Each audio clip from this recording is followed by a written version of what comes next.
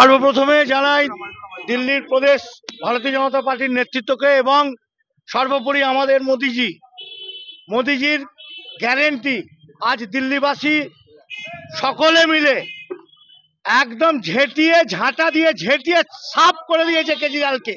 দুর্নীতিগ্রস্ত, চোর এবং দেশদ্রোহী।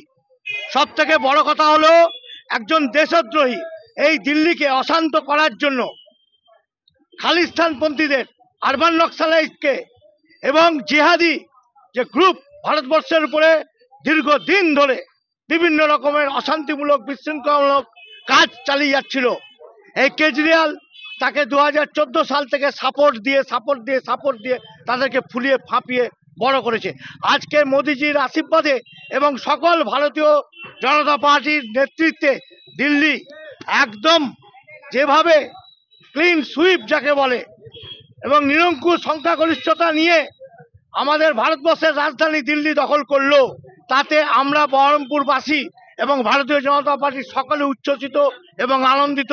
এবং এর হাত ধরেই এরপরে বিহার এবং এরপরে চোর দুর্নীতিগ্রস্ত দেশদ্রোহী তৃণমূলকেও আমরা উৎখাত করতে চলেছি পশ্চিমবঙ্গে। সেই জন্য আজকে কি কর্মসূচি করলেন আপনারা? আজকে আমাদের আনন্দ বিনোদনের মধ্যে দিয়ে চলবে এবং বিকালবেলাতেও আমরা একটা ছোট করে আর একটা আনন্দ উপভোগ করবো, তার জন্য সেরকম ব্যবস্থা আমরা নিচ্ছি। আজকে কি করলেন?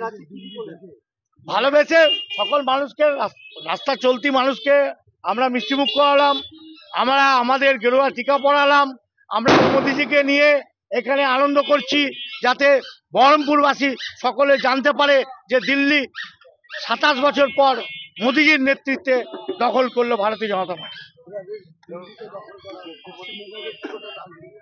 বললাম তো, দিল্লি, এবার বিহার, তারপরে পশ্চিমবঙ্গ।